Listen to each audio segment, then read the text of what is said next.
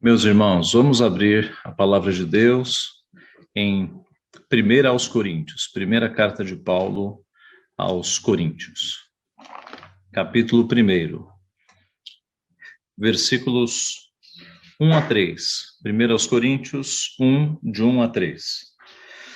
Assim, a palavra de Deus.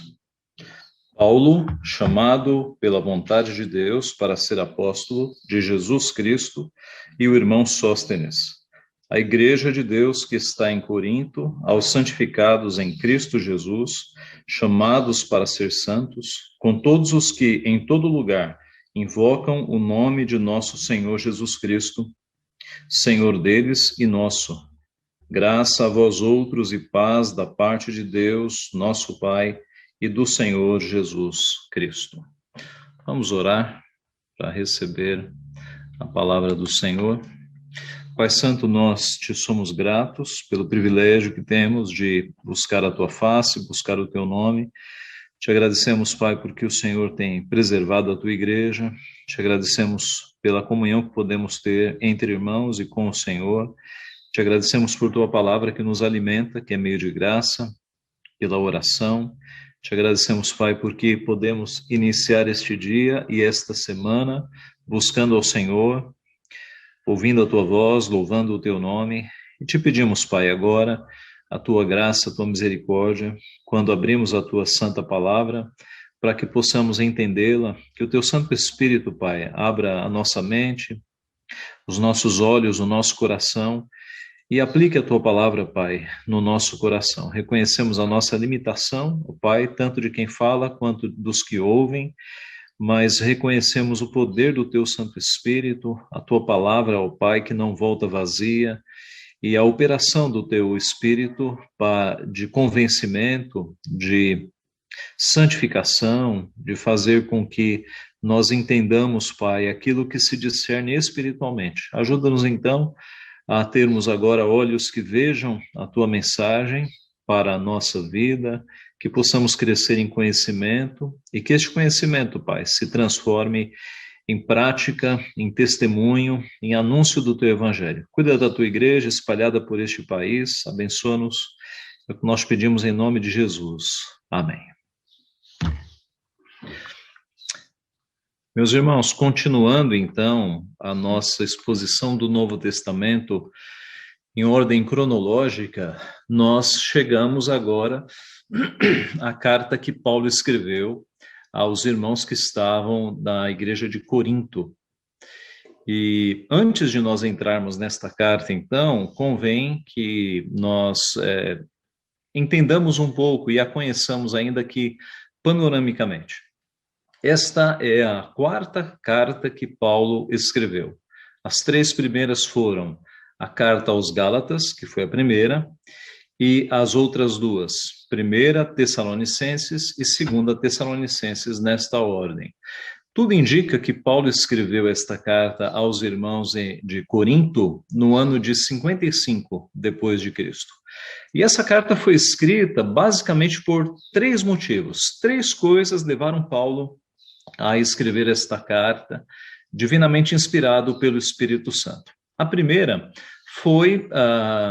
foram informações que chegaram até ele de irmãos da casa de Chloe, que era membro da igreja. Se você observar, ainda no primeiro capítulo, versículo 11, você tem essa informação. Pois a vosso respeito, meus irmãos, fui informado pelos da casa de Chloe de que há contendas entre vós. Então, esses irmãos da família de Chloe, que nós não temos mais detalhes, eles informaram Paulo de que naquela igreja estava havendo contendas e divisões. Esse é o primeiro motivo que levou o apóstolo Paulo a escrever esta carta. Um segundo motivo foi por conta de uma carta enviada a Paulo por membros da igreja com dúvidas sobre algumas questões. Essas dúvidas aparecem especialmente no 7º capítulo da carta. Se você observar o capítulo 7, versículo 1, você vai perceber isso, que eles haviam enviado uma carta com dúvidas ao apóstolo Paulo. Veja 7:1. Quanto ao que me escrevestes, é bom que o homem não toque em mulher. E no decorrer deste capítulo todo, você tem Paulo tirando dúvidas que foram escritas, colocadas numa carta enviada a ele. Então, este é o segundo motivo, uma carta que chegou a Paulo. E um terceiro motivo foi uma visita que Paulo recebeu de 3 homens da igreja, digamos assim, uma delegação da igreja de Corinto, trazendo mais informações sobre o que estava acontecendo ali. Você nota isso no capítulo 16. Veja 1 Coríntios 16, verso 17. 1 Coríntios 16, 17.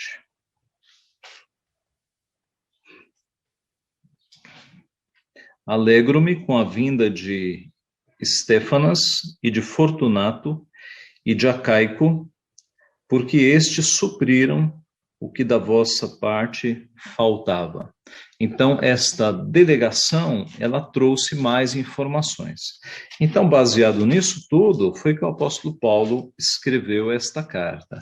E essa primeira carta aos Coríntios, ela trata de muitos assuntos. É uma das cartas mais abrangentes que o apóstolo Paulo escreveu. O estudioso William Hendrickson, no seu livro comentando esta carta, ele diz o seguinte: dentre todas as epístolas de Paulo, não há outra que cubra uma tão ampla variedade de assuntos e problemas, cobrindo temas que vão desde litígios, casamento e divórcio, alimentos oferecidos aos ídolos, remuneração de ministros, conduta apropriada nos cultos, celebração da ceia do Senhor, o falar em línguas, fé na ressurreição e até o exercício da caridade cristã. É uma carta bem abrangente, muitos assuntos são tratados aqui. Paulo escreve esta carta aos crentes, então, da igreja de Corinto, e a igreja de Corinto estava configurada da seguinte forma: havia ali judeus que haviam se convertido, havia os chamados tementes a Deus, que eram pessoas que estavam na fé judaica sem serem judeus, eram gentios com fé judaica, que se converteram a Cristo também, e os próprios convertidos na cidade. Os irmãos se lembram que Paulo ficou um bom tempo em Corinto pregando o evangelho. Então, nós podemos resumir o propósito de Paulo ao escrever esta carta com 4 motivos. Primeiro, promover um espírito de unidade na igreja, e, ao mesmo tempo, mostrar aos leitores que eles eram parte da igreja universal, ou da igreja que estava espalhada já por alguns países. Segundo, corrigir uma série de tendências errôneas na comunidade de Corinto. E uma delas era a apatia ao exercício da disciplina. Há pelo menos um caso em que a igreja deveria ter disciplinado uma pessoa e ela não estava querendo disciplinar. Terceiro, responder às perguntas que lhe haviam sido submetidas por carta, como nós vemos capítulo 7, e também as questões que aquela delegação de 3 homens do capítulo 16 trouxeram a Paulo. E por fim, um quarto motivo, instruir os cristãos que estavam na igreja de Corinto a coletar ofertas para socorro aos irmãos necessitados em Jerusalém. Então, meus irmãos, tendo este conhecimento panorâmico sobre a carta, nós podemos entrar no comecinho da carta, nos seus 3 primeiros versículos, que é a saudação que Paulo escreve ali logo no começo da carta, de acordo com o seu estilo, né? Toda carta que Paulo escreve, ele se apresenta, por vezes nesta apresentação ele faz uma defesa do seu apostolado, que para alguns irmãos da época ainda havia dúvidas se ele era apóstolo, ele faz uma defesa do seu apostolado, e após apresentar-se, ele faz uma saudação à igreja. E é interessante, esses 3 versículos, eles têm basicamente como tema o que é a igreja, o que é a igreja. E nós podemos, então, olhando para esses 3 versículos, especialmente o versículo 2º, entender algumas características da igreja do nosso Senhor Jesus Cristo, né? Então, com o tema "O que é igreja?", nós podemos responder com 3 pontos. Primeiro, igreja é propriedade de Deus. A igreja é propriedade de Deus. No versículo 1, nós temos o Paulo escrevendo: Paulo, chamado pela vontade de Deus para ser apóstolo de Jesus Cristo, e o irmão Sóstenes.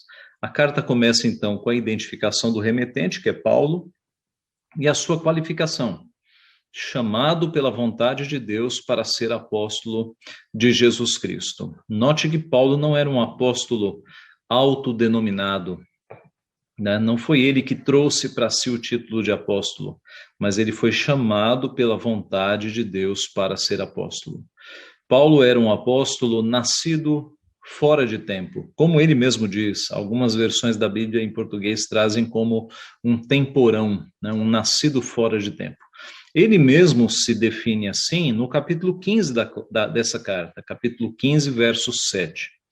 Isso significava que ele não havia sido chamado por Jesus quando Jesus chamou os 12. Naquela época, ele não era, é claro, ele não era um discípulo de Cristo, né? Ele não era um seguidor de Cristo. Mas Paulo converteu-se depois e foi chamado depois por Cristo por visão. Ele era um verdadeiro apóstolo, porque ele havia sido chamado pelo próprio Senhor Jesus Cristo e havia sido aceito no colégio apostólico, né? Como nós vemos no decorrer de Atos e na primeira carta de Pedro. Ele torna-se, então, o apóstolo Paulo, por conta da sua cultura, das suas muitas línguas. Ele era um poliglota. Ele torna-se o apóstolo dos gentios. Ele é o apóstolo que leva o evangelho mais do que os outros às outras nações. E ainda nesta apresentação ele cita o irmão Sóstenes.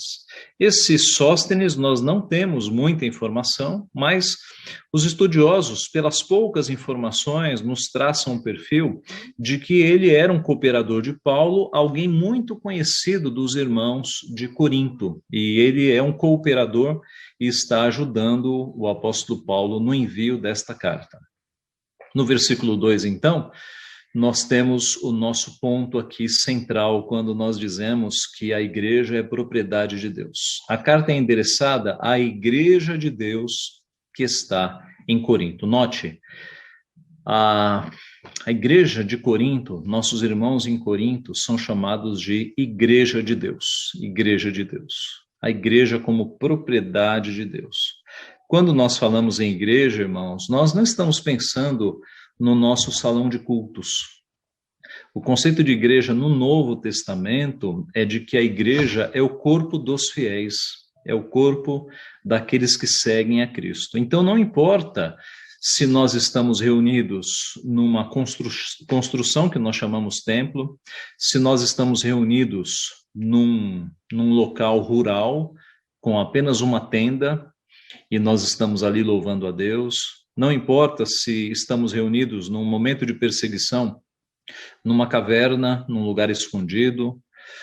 A ideia é que onde está o povo de Deus, ali está a igreja. Não depende de local, não depende de construção. Pedro deixou isso muito bem claro quando, na sua primeira epístola, diz que os crentes são pedras que vivem. Nós somos as pedras que formam a igreja. E Pedro continua: edificados como casa espiritual. Então, os crentes são, digamos, os tijolos que formam a igreja espiritual. Onde quer que nós estejamos, quando nós nos reunimos para adorar a Deus, ouvir a sua palavra, ali está a igreja, independente de um local específico. A igreja é de Deus, então, porque foi criada pelo próprio Deus. A igreja vem desde o Éden. E durante todo o Antigo Testamento, nós temos um corpo de fiéis escolhidos do Senhor que formam esta igreja, um povo salvo pelo Senhor.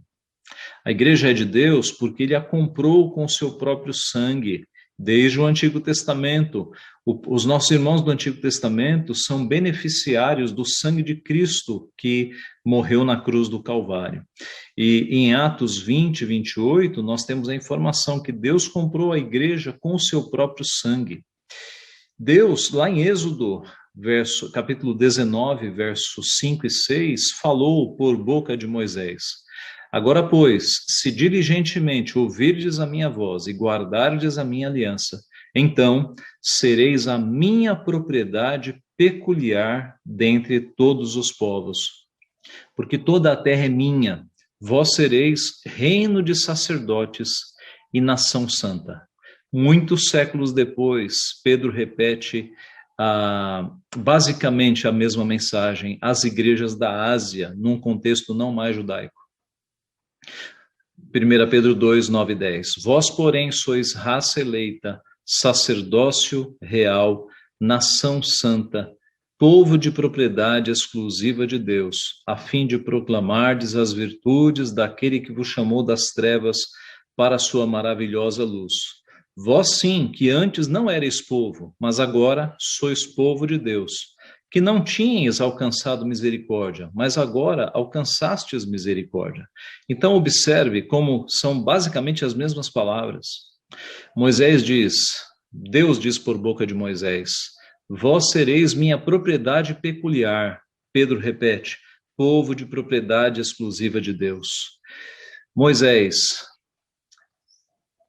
vós me sereis reino de sacerdotes. Pedro: sacerdócio real, a mesma coisa. Moisés: nação santa. Pedro: nação santa.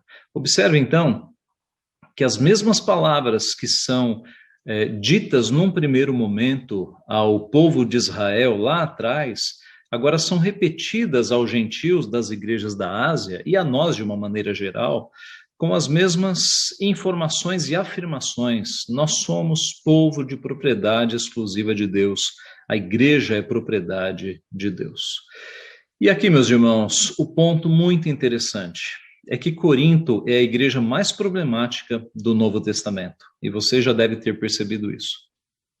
É uma igreja cheia de problemas, de divisões, de liderança, alguns que diziam seguir a Pedro, outros que diziam seguir a Apolo, outros que diziam seguir a Cristo. É uma igreja com falta de disciplina, é uma igreja que tem problemas no culto, é uma igreja que tem problemas na ceia. O texto que Paulo escreve sobre a ceia é um texto de instrução, mas basicamente de repreensão, porque eles estavam fazendo tudo errado.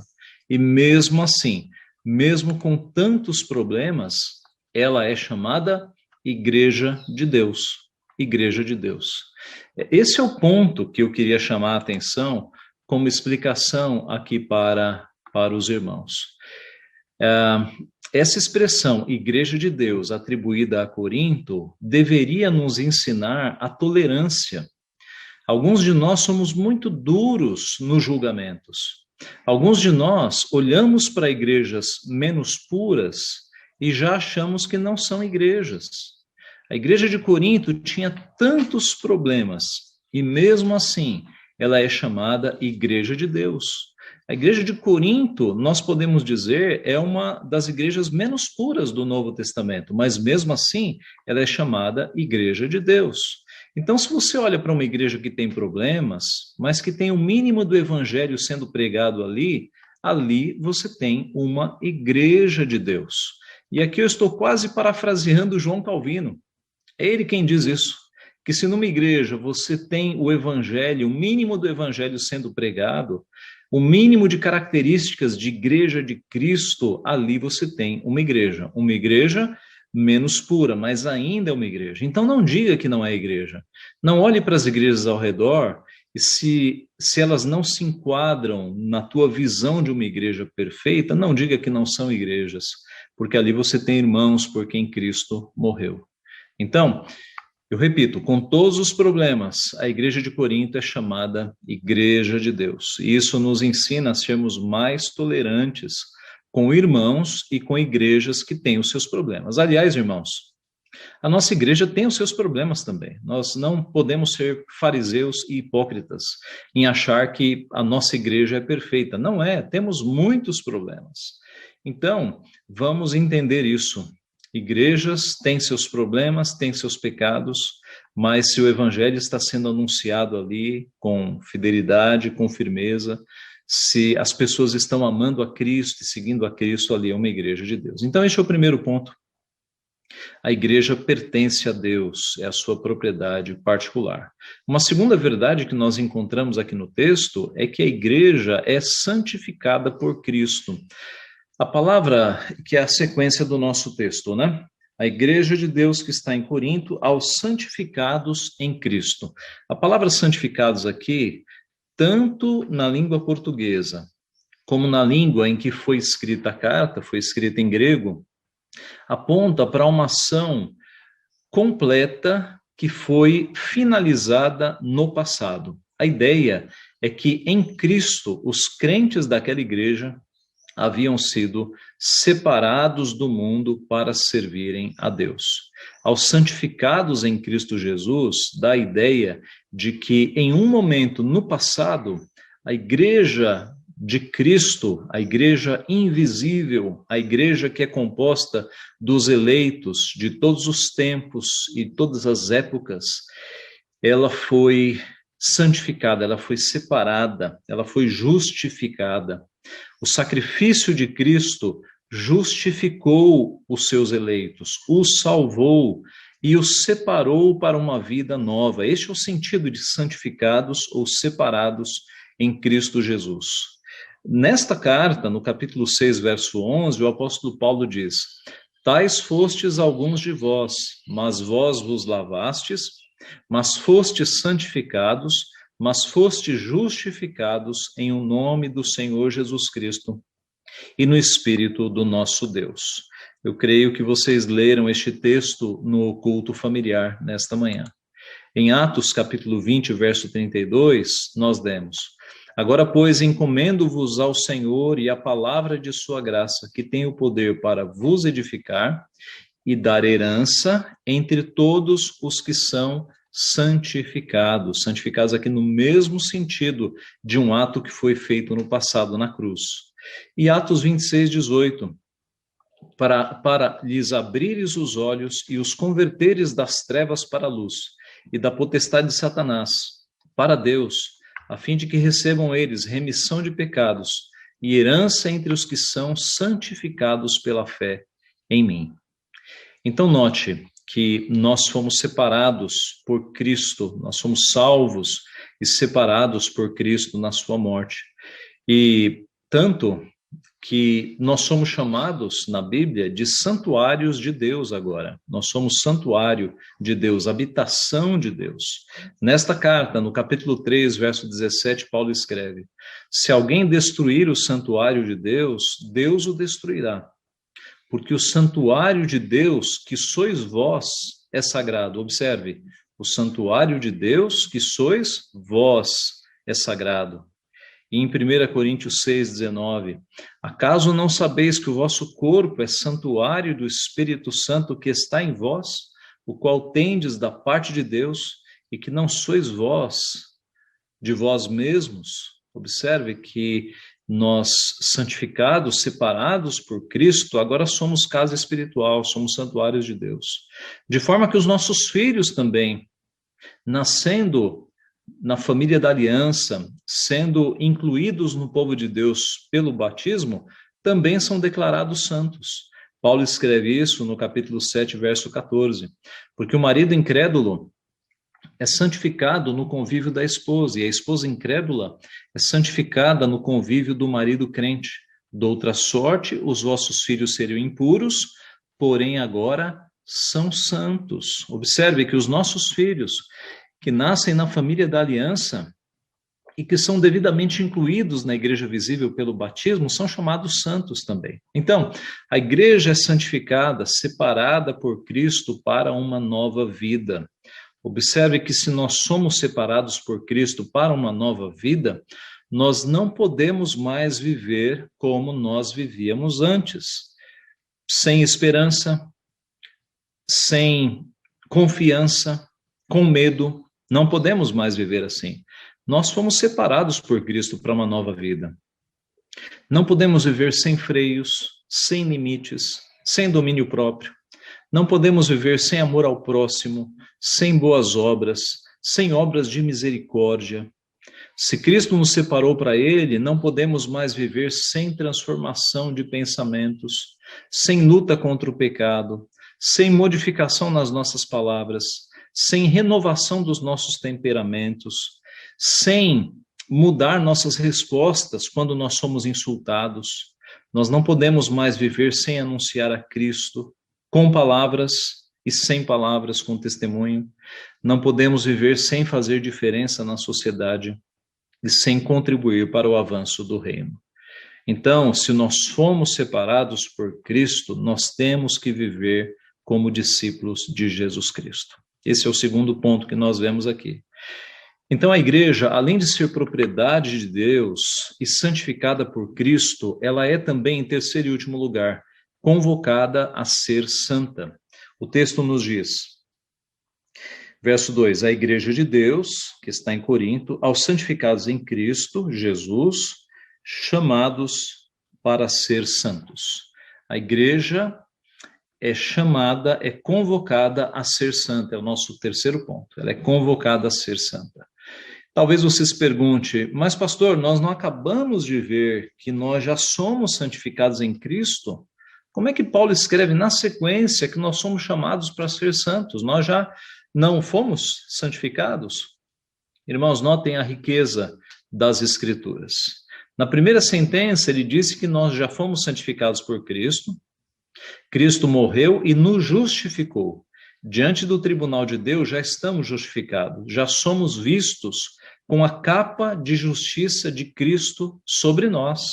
Já somos santos posicionalmente, né? Cristo nos santificou, nos separou.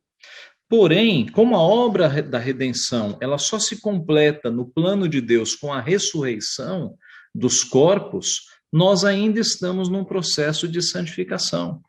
Martinho Lutero chamou isso de simul iustus et peccator, simultaneamente, ao mesmo tempo, justos e pecadores, justos e pecadores. Parece uma contradição, mas não é. Nós somos santos em santificação. Aqui nós podemos usar o já e o ainda não, né, que se aplica em muitas coisas da Bíblia. Por exemplo, na nossa salvação. Nós já estamos salvos por Cristo Jesus. Se nós morrermos hoje, nós estaremos com Cristo. Mas há um sentido em que nós ainda não fomos salvos, porque o plano de redenção não se finalizou. A ideia é que o plano de salvação maior, ele se completa na ressurreição. Então, há um sentido em que nós ainda não fomos salvos. Nós já fomos salvos. Se morrermos hoje, estamos na presença de Deus. Mas há um sentido histórico em que nós ainda estamos sendo preparados para a santificação total. Neste nosso assunto é a mesma coisa. Nós já fomos considerados santos por Deus, posicionalmente, quando Cristo morreu. Mas nós ainda estamos no processo de santificação e não precisa argumentar muito sobre isso, porque você sabe que você tem pecado. Mas um dia, quando você morrer, você já vai para a presença de Deus sem pecado e mais um tempo, talvez algumas décadas, Cristo volta e a ressurreição, ela completará a obra de Deus Pai, Filho e Espírito Santo para os eleitos. Então, a igreja é chamada a ser santa. Nós somos chamados para sermos santos. Nesta semana, alguém me enviou a pregação de um pastor famoso que dizia que a santidade é a consciência de que Cristo está conosco. E ele dizia mais ou menos o seguinte: não importa se você estiver traindo a tua esposa, não importa se você estiver usando drogas, não importa se você estiver roubando, a santidade é a consciência de que Cristo está comigo agora. E ele falava sério. Ele disse essas coisas de forma mais vívida do que eu disse agora, né? Ele chegou a dizer, não importa se você está na cama de outra pessoa, que não a tua esposa. Santidade é uma consciência de que Cristo está com você. E esses pregadores, eles são muito ouvidos e são muito aceitos, porque ele está acalentando o pecado dos outros. Meus irmãos, a igreja é chamada a ser santa, e santidade não é apenas uma consciência, Santificação é uma mudança de vida, mudança de hábitos, mudança de costumes, de pensamentos, mudança de palavras, mudança de ações. E a Bíblia é muito clara quanto a isso. E eu sei que os irmãos sabem, mas eu vou mostrar alguns textos aqui para rebater a tese deste pregador herege que está ensinando as pessoas que elas não precisam mudar de vida, basta elas terem consciência de que Cristo está com elas. O que é que nós vamos fazer com estes textos, irmãos? Levítico 19:2, fala a toda a congregação dos filhos de Israel e diz-lhes: santos sereis, porque eu, o Senhor, vosso Deus, sou santo. Salmo 119:9, como purificará o jovem o seu caminho? Observando conforme a tua palavra. Salmo 139:23 e 24, sonda-me, ó Deus, e conhece o meu coração, prova-me e conhece os meus pensamentos, vê se há em mim algum caminho mau e guia-me pelo caminho eterno. Mateus 5:18, Cristo dizendo: sede, pois, vós perfeitos, como perfeito é o vosso Pai que está nos céus. Romanos 6:19, falo como homem por causa da fraqueza da vossa carne, assim como oferecestes os vossos membros para a escravidão da impureza e da maldade para a maldade, assim oferecei agora os vossos membros para servirem à justiça, para a santificação. No mesmo capítulo de Romanos 6, verso 22, agora, porém, libertados do pecado, transformados em servos de Deus, tendes o vosso fruto para a santificação e, por fim, a vida eterna. Romanos 12:1, rogo-vos, pois, irmãos, pelas misericórdias de Deus, que apresenteis o vosso corpo por sacrifício vivo, santo e agradável a Deus, que é o vosso culto racional. 2 Coríntios 7:1, ora, amados, pois que temos tais promessas, purifiquemo-nos de toda a imundícia da carne e do espírito, aperfeiçoando a santificação no temor de Deus. Gálatas 5:16 a 25.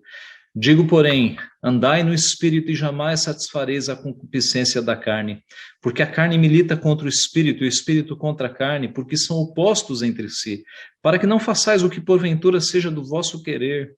Mas se sois guiados pelo espírito, não estáis sob a lei. Ora, as obras da carne são conhecidas e são prostituição, impureza, lascívia, idolatria, feitiçarias, inimizades, porfias, ciúmes, iras, discórdias, dissensões, facções, invejas, bebedices, glutonarias e coisas semelhantes a estas, a respeito das quais eu vos declaro, como já outrora vos preveni, que não herdarão o reino de Deus os que tais coisas praticam. Mas o fruto do Espírito é amor, alegria, paz, longanimidade, benignidade, bondade, fidelidade, mansidão, domínio próprio. Contra estas coisas não há lei. Agora, e os que são de Cristo Jesus crucificaram a carne com as suas paixões e concupiscências. Se vivemos no Espírito, andemos também no Espírito. Irmãos, como é que é santificação? É uma consciência. Santificação é prática, é tudo que nós estamos vendo aqui. Santificação é mudança das coisas da carne para que nós vivamos no Espírito. Muitos outros textos, assim como nos escolheu nele antes da fundação do mundo para sermos santos e irrepreensíveis perante ele, Efésios 1:4. Efésios 5:3, mas a prostituição e toda impureza ou avareza nem ainda se nomeia entre vós, como convém a santos. Filipenses 2:14-16, fazei todas as coisas sem murmuração, nem contendas, para que sejais irrepreensíveis e sinceros, filhos de Deus, inculpáveis, no meio de uma geração corrompida e perversa, entre a qual resplandeceis como astros no mundo, retendo a palavra da vida. E chegando ao final, 1 Tessalonicenses 4:3, 4 e 7. Pois esta é a vontade de Deus, a vossa santificação, que vos abstenhais da prostituição. 4. Que cada um de vós saiba possuir o próprio corpo em santificação e honra. 7. Porquanto Deus não nos chamou para a impureza, e sim para a santificação. E por fim, o meu preferido, segui a paz com todos e a santificação, sem a qual ninguém verá o Senhor. Sem santificação, ninguém verá o Senhor. Hebreus 12, 14. Muitos outros textos nós teríamos. Os irmãos devem ter lido 1 Coríntios 6, do verso 1 ao 11. Ali no final também fala sobre pecados que não herdarão o reino de Deus. Então, a Escritura deixa muito claro que a santificação tem a ver com transformação de vida. Conversão é mudar os caminhos. Como alguém já disse, santificação tem a ver com nós amarmos o que Deus ama e odiarmos o que Deus odeia. Pureza de mente, de coração e de ações. Então, a igreja é convocada a ser santa, nós não podemos ter dúvida disso. E a saudação de Paulo encerra-se com as seguintes palavras: com todos os que em todo lugar invocam o nome de nosso Senhor Jesus Cristo, Senhor deles e nosso, graça a vós outros e paz da parte de Deus, nosso Pai, e do Senhor Jesus Cristo.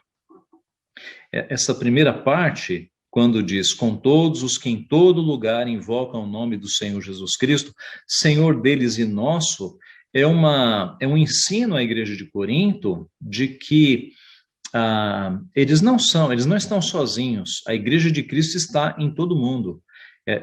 A igreja de Corinto está ligada àqueles que em todo lugar invocam o nome do Senhor Jesus Cristo. E no final, graça a vós outros e paz da parte de Deus, nosso Pai, e do Senhor Jesus Cristo. Graça e paz.